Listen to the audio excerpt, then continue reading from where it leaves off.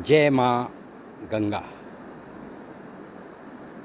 यह देवप्रयाग का संगम है। यह वर्ष कुंभ का वर्ष है और देवप्रयाग कुंभ क्षेत्र में शामिल आखिरी पड़ाव है। यह रघुनाथ मंदिर, जो कि दक्षिण भारत की परंपरा में रामानुजाचार्य द्वारा स्थापित मंदिर है। मान्यता है कि भगवान श्री राम रावण वध के उपरांत उत्पन्न ब्रह्म हत्या दोष के निवारण के लिए यहाँ तपस्यारत रहे। दक्षिण भारत में इस मंदिर की बेहद मान्यता है। चूँकि देवप्रयाग में जो पंडा समाज है वह दक्षिण भारत से ही यहाँ आकर निवास कर रहा है, इसलिए यह रघुनाथ मंदिर यहाँ महत्वपूर्ण है। साथ ही टिहरी के राजा ने श्रीनगर के बाद इस स्थान से प्रेम किया, क्योंकि यह सीमा बनाती है। अभी जो आप नदी देख रहे हैं यह अलकनंदा नदी है, जो कि टिहरी गढ़वाल और ब्रिटिश गढ़वाल का विभाजन करती रही है।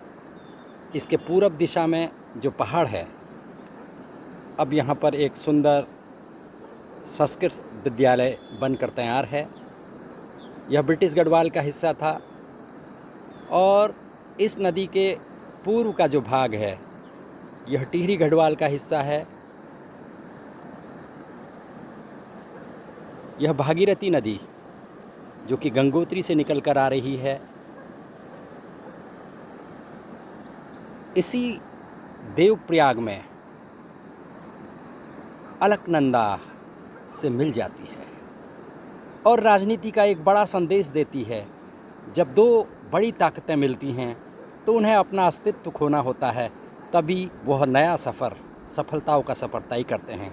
अलकनंदा और भगीरथी ने अपने बड़े नामों को यहाँ छोड़ दिया और गंगा बनकर आगे का सफ़र तय किया। गंगा भारतीय इतिहास की जगत जननी सभ्यता के विराम पड़ाव अर्जित करते हुए गंगा सागर तक पहुँचती है। देवप्रयाग पट्टी की दृष्टि से भी एक संधि क्षेत्र है। यह जो पहाड़ है इसके ठीक ऊपर हिंडोला खाल, जहाँ चंद्रबंदी मंदिर है, यह राजा का प्रिय खास पट्टी क्षेत्र है। और जहाँ मैं खड़ा हूँ यह टिहरी जनपद का दाल क्षेत्र यानी भरपूर पट्टी का क्षेत्र है। रघुनाथ मंदिर के विषय में मान्यता है कि राजा इसे अपना इष्ट मंदिर मानते रहे। रघुनाथ मंदिर, चंद्रबंदी देवी मंदिर, कुलदेवी राजराजेश्वरी और श्री बद्रीनारायण, ये चारों राजा द्वारा संरक्षित मंदिर हैं। राजा आज भी इनकी व्यवस्था करते हैं। राजा इनके अध्यक्ष हैं। श्री देवप्रयाग इस प्रकार एक महत्वपूर्ण तीर्थ है, यात्रा मार्ग के मध्य में स्थित है।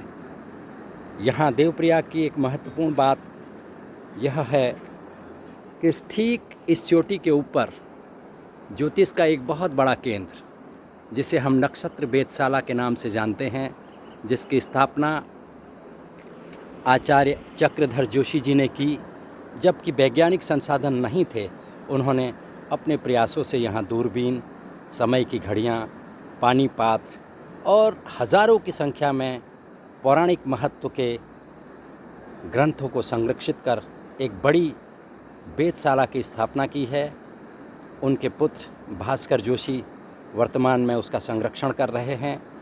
यह वेधशाला मूल पांडुलिपि के संरक्षण के रूप में भारत सरकार से मान्यता प्राप्त है, जहां 2500 से अधिक प्राचीन ग्रंथ अपने पांडुलिपि स्वरूप में संरक्षित हैं।